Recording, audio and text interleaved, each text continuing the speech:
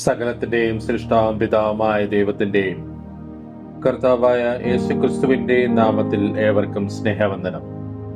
ഇന്ന് മെയ് 31.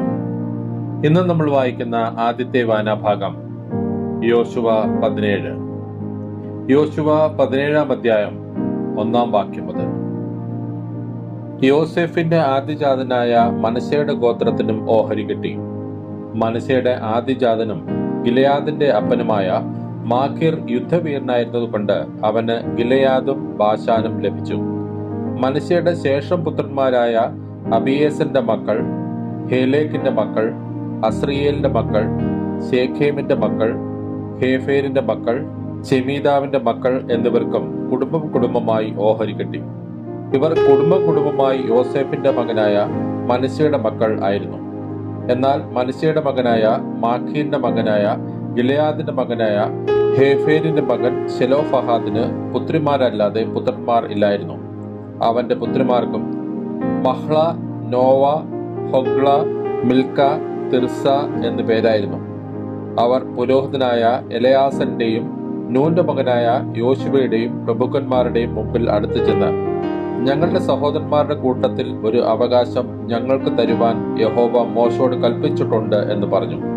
അങ്ങനെ അവൻ യഹോവയുടെ കൽപ്പന പ്രകാരം അവരുടെ അപ്പന്റെ സഹോദരന്മാരുടെ കൂട്ടത്തിൽ അവർക്ക് ഒരു അവകാശം കൊടുത്തു. ഇങ്ങനെ മനശ്ശെയുടെ പുത്രിമാർക്ക് അവന്റെ പുത്രന്മാരുടെ കൂട്ടത്തിൽ അവകാശം ലഭിച്ചതുകൊണ്ട് മനശ്ശെക്ക് യോർദാനക്കരെ ഗിലെയാദ് ദേശവും ബാശാനും കൂടാതെ 10 ഓഹരി കിട്ടി. മനശ്ശെയുടെ ശേഷം പുത്രന്മാർക്ക് ഗിലെയാദ് ദേശം കിട്ടി. മനശ്ശെയുടെ അതിരോ ആശേർ മുതൽ ശേഖേമിന് കിഴക്കുള്ള മിഗ്ദതാദ് വരെ ചെന്ന് വലത്തോട്ട് തിരിഞ്ഞ് തപ്പൂഹയിലെ നിവാസികളുടെ അടുക്കലോളം നീണ്ടുകിടക്കുന്നു. തപ്പൂഹ ദേശം മനശ്ശെക്കുള്ളതായിരുന്നു. എങ്കിലും മനശ്ശെയുടെ അതിരിലുള്ള തപ്പൂഹ പട്ടണം എഫ്രൈമർക്ക് ഉള്ളതായിരുന്നു. പിന്നെ ആ അതിർ കാനാ തോട്ടിങ്കിലേക്ക് തോട്ടിന്റെ തെക്ക് കൂടെ ഇറങ്ങുന്നു. ഈ പട്ടണങ്ങൾ മനശ്ശെയുടെ പട്ടണങ്ങൾക്കിടയിൽ എഫ്രൈമിനുള്ളവ. മനശ്ശെയുടെ അതിർ തോട്ടിന്റെ വടക്കു വശത്തുകൂടെ ചെന്ന് സമുദ്രത്തിങ്കൽ അവസാനിക്കുന്നു. തെക്ക് ഭാഗം എഫ്രൈമിനും വടക്ക് ഭാഗം മനശ്ശെക്കും ഉള്ളത്. സമുദ്രം അവന്റെ അതിർ ആകുന്നു. അത് വടക്ക് ആശേരിനോടും കിഴക്ക് ഇസാക്കാരിനോടും തൊട്ടിരിക്കുന്നു.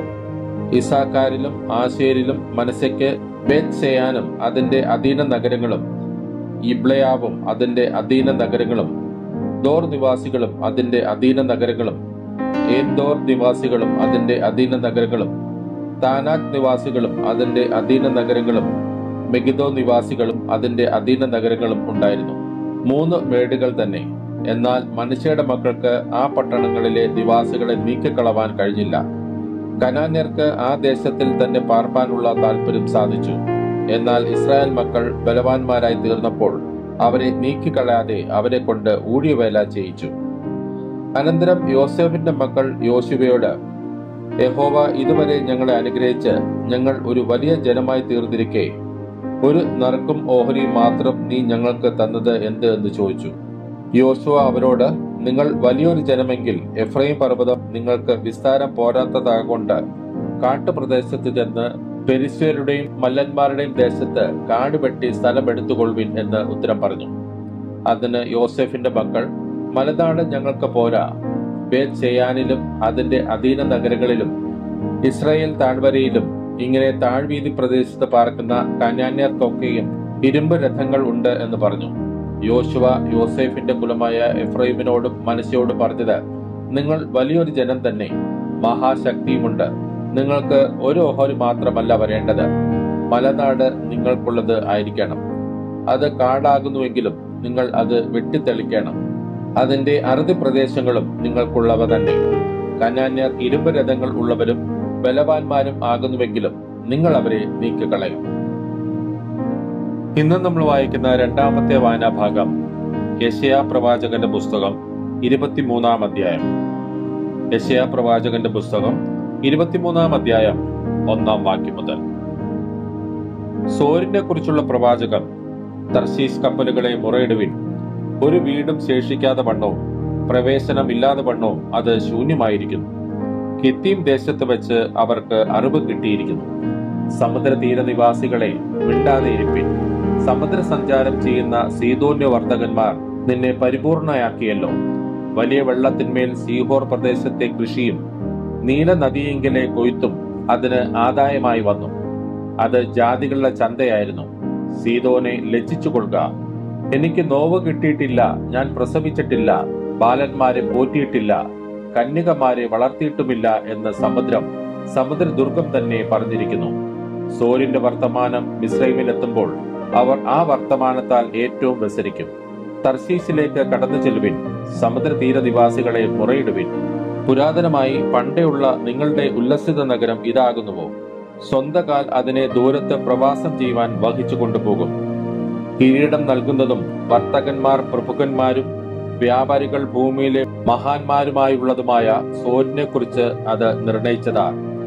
സകല മഹത്വത്തിന്റെയും ഗർഭത്തെ അശുദ്ധമാക്കേണ്ടതിനും ഭൂമിയിലെ സകല മഹാന്മാരെയും അപമാനിക്കേണ്ടതിനും സൈന്യങ്ങളുടെ യഹോവ അത് നിർണയിച്ചിരിക്കുന്നു. തർശീസ് പുത്രിയെ, ഇനി ബന്ധനമില്ലായ്കയാൽ നീ നീല നദി പോലെ നിന്റെ ദേശത്തെ കവിഞ്ഞൊഴുകുക. അവൻ സമുദ്രത്തിന്മേൽ കൈനീട്ടി രാജ്യങ്ങളെ നടുക്കിയിരിക്കുന്നു. യഹോവ കനാനെ കുറിച്ച് അതിന്റെ കോട്ടകളെ നശിപ്പിപ്പാൻ കൽപ്പന കൊടുത്തിരിക്കുന്നു. ബലാത്കാരം അനുഭവിച്ച കന്യകയായ സീദോൻ പുത്രി, ഇനി നീ ഉല്ലസിക്കയില്ല. എഴുന്നേറ്റ് കിത്തീമിലേക്ക് കടന്നു പോക, അവിടെയും നിനക്ക് സ്വസ്ഥത ഉണ്ടാകിയില്ല എന്ന് അവൻ കൽപ്പിച്ചിരിക്കുന്നു. ഇതാ കൽദയരുടെ ദേശം, ഈ ജനം ഇല്ലാതെയായി. അശൂർ അതിനെ മരുമൃഗങ്ങൾക്കായി നിയമിച്ചു കളഞ്ഞു. അവർ തങ്ങളുടെ കാവൽ മാളികകളെ പണിത് അതിലെ അരമനകളെ ഇടിച്ച് അതിനെ ശൂന്യകൂമ്പാരമാക്കി തീർത്തു. തർശീസ് കപ്പലുകളെ മുറയിടുവിൻ, നിങ്ങളുടെ കോട്ട ശൂന്യമായി പോയല്ലോ. അന്നാളിൽ സോർ ഒരു രാജാവിന്റെ കാലത്തിനൊത്ത 70 സംവത്സരത്തേക്ക് മറന്നുകിടക്കും. 70 സംവത്സരം കഴിഞ്ഞിട്ട് സോരിന് വേശിയുടെ പാട്ട് പോലെ സംഭവിക്കും. മറന്നുകിടന്നിരുന്ന വേശിയെ വീണയെടുത്ത് പട്ടണത്തിൽ ചുറ്റി നടക്കാം. നിന്നെ ഓർമ്മ വരേണ്ടതിന് നല്ല രാഗം വീട്ടി വളരെ പാട്ട് പാടുക. 70 സംവത്സരം കഴിഞ്ഞിട്ട് യഹോവ സോരിനെ സന്ദർശിക്കും. അപ്പോൾ അത് തന്റെ ആദായത്തിനായി തിരിഞ്ഞ് ഭൂമിയിലെ സകല ലോകരാജ്യങ്ങളോടും വേശ്യാവൃത്തി ചെയ്യും. എന്നാൽ അതിന്റെ വ്യാപാരവും ആദായവും യഹോവയ്ക്ക് വിശുദ്ധമായിരിക്കും. അതിനെ നിക്ഷേപിക്കുകയോ സ്വരൂപിച്ചു വെക്കുകയോ ചെയ്യുകയില്ല. അതിന്റെ വ്യാപാരം യഹോവയുടെ സന്നിധിയിൽ വസിക്കുന്നവർക്ക് മതിയായ ഭക്ഷണത്തിനും മോടിയുള്ള ഉടുപ്പിനും ഉതകും. ഇന്ന് നമ്മൾ വായിക്കുന്ന മൂന്നാമത്തെ വായനാഭാഗം എബ്രായർക്കെഴുതിയ ലേഖനം 3, 4, 5 അധ്യായങ്ങൾ.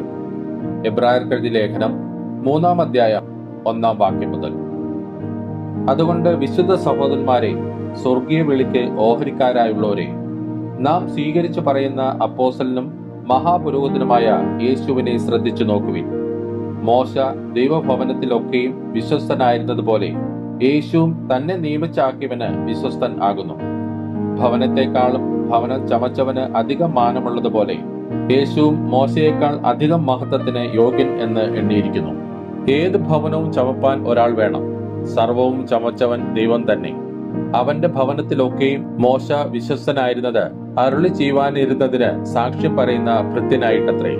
ക്രിസ്തുവോ അവന്റെ ഭവനത്തിന് അധികാരിയായ പുത്രനായിട്ട് തന്നെ. പ്രത്യാശയുടെ ധൈര്യവും പ്രശംസയും നാം അവസാനത്തോളം മുറുകെ പിടിച്ചുകൊണ്ടാൽ നാം തന്നെ അവന്റെ ഭവനം ആകുന്നു.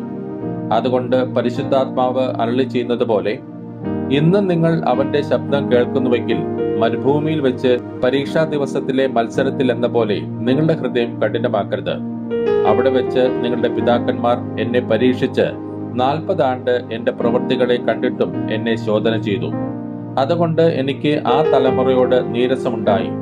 അവർ എപ്പോഴും തെറ്റിപ്പോകുന്ന ഹൃദയമുള്ളവരെന്നും എന്റെ വഴികളെ അറിയാത്തവർ എന്നും ഞാൻ പറഞ്ഞു. അവർ എന്റെ സ്വസ്ഥതയിൽ പ്രവേശിക്കുകയില്ല എന്ന് ഞാൻ എന്റെ ക്രോധത്തിൽ സത്യം ചെയ്തു. സഹോദരന്മാരെ, ജീവനുള്ള ദൈവത്തെ ത്യജിച്ചു കളയാതിരിക്കേണ്ടതിന് അവിശ്വാസമുള്ള ദുഷ്ടഹൃദയം നിങ്ങളിൽ ആർക്കും ഉണ്ടാകാതിരിപ്പാൻ നോക്കുവിൻ. നിങ്ങൾ ആരും പാപത്തിന്റെ ചതിയാൽ കഠിനപ്പെടാതിരിക്കേണ്ടതിന് ഇന്ന് എന്ന് പറയുന്നിടത്തോളം നാൾ തോറും അന്യോന്യം പ്രബോധിപ്പിച്ചുകൊള്ളുവിൻ. ആദ്യ വിശ്വാസം അവസാനത്തോളം മുറുകെ പിടിച്ചുകൊണ്ടാൽ നാം ക്രിസ്തുവിൽ പങ്കാളികളായി തീർന്നിരിക്കുന്നുവല്ലോ. ഇന്ന് നിങ്ങൾ അവന്റെ ശബ്ദം കേൾക്കുന്നുവെങ്കിൽ മത്സരത്തിൽ എന്ന പോലെ നിങ്ങളുടെ ഹൃദയങ്ങളെ കഠിനമാക്കരുത് എന്ന് പറയുന്നതിൽ ആരാകുന്നു കേട്ടിട്ട് മത്സരിച്ചവർ? മിസ്രൈമിൽ നിന്ന് മോശ മുഖാന്തരം പുറപ്പെട്ടു വന്നവർ എല്ലാവരുമല്ലോ. 40 ആണ്ട് ആരോട് ക്രുദ്ധിച്ചു? പാപം ചെയ്തവരോടല്ലയോ? അവരുടെ ശവങ്ങൾ മരുഭൂമിയിൽ വീണുപോയി. എന്റെ സ്വസ്ഥതയിൽ പ്രവേശിക്കുകയില്ല എന്ന് ആണയിട്ടത് അനുസരണം കെട്ടവരോടല്ലാതെ പിന്നെ ആരോടാകുന്നു? ഇങ്ങനെ അവിശ്വാസ നിമിത്തം അവർക്ക് പ്രവേശിപ്പാൻ കഴിഞ്ഞില്ല എന്ന് നാം കാണുന്നു. എബ്രായർക്കെഴുതിയ ലേഖനം 4-ാം അധ്യായം 1-ാം വാക്യം മുതൽ: അവന്റെ സ്വസ്ഥതയിൽ പ്രവേശിപ്പാനുള്ള വാഗ്ദത്തം ശേഷിച്ചിരിക്കയാൽ നിങ്ങളിൽ ആർക്കെങ്കിലും അത് ലഭിക്കാതെ പോയി എന്ന് വരാതിരിപ്പാൻ നാം ഭയപ്പെടുക. അവരെ പോലെ നാമും ഒരു സത്വർത്തമാനം കേട്ടവർ ആകുന്നു. എങ്കിലും കേട്ടവരിൽ വിശ്വാസമായി പരിണമിക്കായ്കൊണ്ട് കേട്ട വചനം അവർക്ക് ഉപകാരമായി വന്നില്ല. വിശ്വസിച്ചവരായ നാമല്ലോ സ്വസ്ഥതയിൽ പ്രവേശിക്കുന്നു. ലോകസ്ഥാപനത്തിങ്കൽ പ്രവൃത്തികൾ തീർന്നു പോയ ശേഷവും അവർ എന്റെ സ്വസ്ഥതയിൽ പ്രവേശിക്കുകയില്ല എന്ന് ഞാൻ എന്റെ കോപത്തിൽ സത്യം ചെയ്തു എന്ന് അരുളി ചെയ്തിരിക്കുന്നുവല്ലോ. 7-ാം നാളിൽ ദൈവം തന്റെ സകല പ്രവൃത്തികളിൽ നിന്നും നിവൃത്തനായി എന്ന് 7-ാം നാളിനെ കുറിച്ച് ഒരിടത്ത് പറഞ്ഞിരിക്കുന്നു. എന്റെ സ്വസ്ഥതയിൽ അവർ പ്രവേശിക്കുകയില്ല എന്ന് ഇവിടെ പിന്നെയും അരുളി ചെയ്യുന്നു. അതുകൊണ്ട് ചിലർ അതിൽ പ്രവേശിപ്പാൻ ഇടശേഷിച്ചിരിക്കയാലും മുമ്പേ സദ്വർത്തമാനം കേട്ടവർ അനുസരണക്കേട് നിമിത്തം പ്രവേശിക്കാതെ പോകയാലും ഇത്ര കാലത്തിന്റെ ശേഷം ദാവീദ് മുഖാന്തരം ഇന്ന് അവന്റെ ശബ്ദം കേൾക്കുന്നുവെങ്കിൽ നിങ്ങളുടെ ഹൃദയം കഠിനമാക്കരുത് എന്ന് മുമ്പേ പറഞ്ഞതുപോലെ തന്നെ ഇന്ന് എന്നൊരു ദിവസം പിന്നെയും നിശ്ചയിക്കുന്നു. യോശുവ അവർക്ക് സ്വസ്ഥത വരുത്തിയെങ്കിൽ മറ്റൊരു ദിവസത്തെക്കുറിച്ച് പിന്നത്തേതിൽ കൽപ്പിക്കയില്ലായിരുന്നു. ആകയാൽ ദൈവത്തിന്റെ ജനത്തിന് ഒരു ശബത്ത് അനുഭവം ശേഷിച്ചിരിക്കുന്നു. ദൈവം തന്റെ പ്രവൃത്തികളിൽ നിന്ന് എന്ന പോലെ അവന്റെ സ്വസ്ഥതയിൽ പ്രവേശിച്ചവൻ താനും തന്റെ പ്രവൃത്തികളിൽ നിന്ന് നിവൃത്തനായി തീർന്നു. അതുകൊണ്ട് ആരും അനുസരണക്കേടിന്റെ സമദൃഷ്ടാന്തത്തിനൊത്തവണ്ണം വീഴാതിരിക്കേണ്ടതിന് നാം ആ സ്വസ്ഥതയിൽ പ്രവേശിപ്പാൻ ഉത്സാഹിക്കാം. ദൈവത്തിന്റെ വചനം ജീവനും ചൈതന്യവുമുള്ളതായി ഇരുവായ്ത്തലയുള്ള ഏതു വാളിനേക്കാളും മൂർച്ചയേറിയതും പ്രാണനെയും ആത്മാവിനെയും സന്ധിമജ്ജകളെയും വേർവിടുവിക്കും വരെ തുളച്ചു ചെല്ലുന്നതും ഹൃദയത്തിലെ ചിന്തനങ്ങളെയും ഭാവങ്ങളെയും വിവേചിക്കുന്നതും ആകുന്നു. അവനും അറിഞ്ഞിരിക്കുന്ന ഒരു സൃഷ്ടിയുമില്ല. സകലവും അവന്റെ കണ്ണിന് നഗ്നവും മലർന്നതുമായി കിടക്കുന്നു. അവനുമായിട്ടാകുന്നു നമുക്ക് കാര്യമുള്ളത്. ആകയാൽ ദൈവപുത്രനായ യേശു ആകാശത്തിൽ കൂടി കടന്നുപോയൊരു ശ്രേഷ്ഠ മഹാപുരോഹിതനായി നമുക്ക് ഉള്ളതുകൊണ്ട് നാം നമ്മുടെ സ്വീകാര്യം മുറുകെ പിടിച്ചുകൊള്ളുക. നമുക്കുള്ള മഹാപുരോഹിതൻ നമ്മുടെ ബലഹീനതകളിൽ സഹതാപം കാണിപ്പാൻ കഴിയാത്തവനല്ല. പാപം ഒഴികെ സർവത്തിലും നമുക്ക് തുല്യമായി പരീക്ഷിക്കപ്പെട്ടവനത്രേ നമുക്കുള്ളത്. അതുകൊണ്ട് കരുണ ലഭിപ്പാനും തത്സമയത്ത് സഹായത്തിനുള്ള കൃപ പ്രാപിപ്പാനുമായി നാം ധൈര്യത്തോടെ കൃപാസനത്തിന് അടുത്ത് ചെല്ലുക. എബ്രായർക്കെഴുതിയ ലേഖനം 5-ാം അധ്യായം 1-ാം വാക്യം മുതൽ: മനുഷ്യരുടെ ഇടയിൽ നിന്നെടുക്കുന്ന ഏത് മഹാപുരോഹിതനും പാപങ്ങൾക്കായി വഴിപാടും യാഗവും അർപ്പിപ്പാൻ ദൈവകാര്യത്തിൽ മനുഷ്യർക്ക് വേണ്ടി നിയമിക്കപ്പെടുന്നു. താനും ബലഹീനത പൂണ്ടവനാകയാൽ അറിവില്ലാത്തവരോടും വഴിതെറ്റിപ്പോകുന്നവരോടും സഹതാപം കാണിപ്പാൻ കഴിയുന്നവനും ബലഹീനത നിമിത്തം ജനത്തിനു വേണ്ടി എന്ന പോലെ തനിക്ക് വേണ്ടിയും പാപയാഗം അർപ്പിക്കേണ്ടിയവനും ആകുന്നു. എന്നാൽ അഹ്റോനെ പോലെ ദൈവം വിളിക്കുന്നവനല്ലാതെ ആരും ആ സ്ഥാനം സ്വതവേ എടുക്കുന്നില്ല. അവണ്ണം ക്രിസ്തുവും മഹാപുരോഹിതൻ ആകുവാനുള്ള മഹത്വം സ്വതവേ എടുത്തിട്ടില്ല. നീ എന്റെ പുത്രൻ, ഇന്ന് ഞാൻ നിന്നെ ജനിപ്പിച്ചിരിക്കുന്നു എന്ന് അവനോട് അരുളി ചെയ്തവൻ അവന് കൊടുത്തതത്രേ. അങ്ങനെ മറ്റൊരിടത്തും നീ മൽക്കീസേദെക്കിന്റെ ക്രമപ്രകാരം എന്നേക്കും ഒരു പുരോഹിതൻ എന്ന് പറയുന്നു. ക്രിസ്തു തന്റെ ഐഹിക ജീവകാലത്ത് തന്നെ മരണത്തിൽ നിന്ന് രക്ഷിപ്പാൻ കഴിയുന്നവനോട് ഉറച്ച നിലവിളിയോടും കണ്ണുനീരോടും കൂടെ അപേക്ഷിക്കുകയും അഭയയാചന കഴിക്കുകയും ഭയഭക്തി നിമിത്തം ഉത്തരം ലഭിക്കുകയും ചെയ്തു. പുത്രൻ എങ്കിലും താൻ അനുഭവിച്ച കഷ്ടങ്ങളാൽ അനുസരണം പഠിച്ച് തികഞ്ഞവനായി തന്നെ അനുസരിക്കുന്ന ഏവർക്കും നിത്യരക്ഷയുടെ കാരണഭൂതനായി തീർന്നു. മൽക്കീസേദെക്കിന്റെ ക്രമപ്രകാരം മഹാപുരോഹിതൻ എന്നുള്ള നാമം ദൈവത്താൽ ലഭിച്ചുമിരിക്കുന്നു. ഇതിനെക്കുറിച്ച് ഞങ്ങൾക്ക് വളരെ പറവാനുണ്ട്. എങ്കിലും നിങ്ങൾ കേൾപ്പാൻ മാന്യമുള്ളവരായി തീർന്നതുകൊണ്ട് തെളിയിച്ചു തരുവാൻ വിഷമം. കാലം നോക്കിയാൽ ഇപ്പോൾ ഉപദേഷ്ടാക്കന്മാർ ആയിരിക്കേണ്ടുന്ന നിങ്ങൾക്ക് ദൈവത്തിന്റെ അരുളപ്പാടുകളുടെ ആദ്യ പാഠങ്ങളെ തന്നെ വീണ്ടും ഉപദേശിച്ചു തരുവാൻ ആവശ്യമായിരിക്കുന്നു. കട്ടിയായുള്ള ആഹാരമല്ല, പാലത്രേ നിങ്ങൾക്ക് ആവശ്യമെന്ന് വന്നിരിക്കുന്നു. പാൽ കുടിക്കുന്നവൻ എല്ലാം നീതിയുടെ വചനത്തിൽ പരിചയമില്ലാത്തവനത്രേ. അവൻ ശിശുവല്ലോ. കട്ടിയായുള്ള ആഹാരം നന്മ തിന്മകളെ തിരിച്ചറിവാൻ തഴക്കത്താൽ അഭ്യസിച്ച ഇന്ദ്രിയങ്ങളുള്ളവരായി പ്രായം തികഞ്ഞവർക്കേ പറ്റുകയുള്ളൂ. ഇന്ന് നമ്മൾ വായിച്ചു കേട്ട ഈ വേദഭാഗങ്ങളാൽ പിതാവായ ദൈവത്തിൽ നിന്നും കർത്താവായ ക്രിസ്തുയേശുവിൽ നിന്നും ഏവർക്കും കൃപയും കനിവും സമാധാനവും ഉണ്ടാകട്ടെ. ആമേൻ.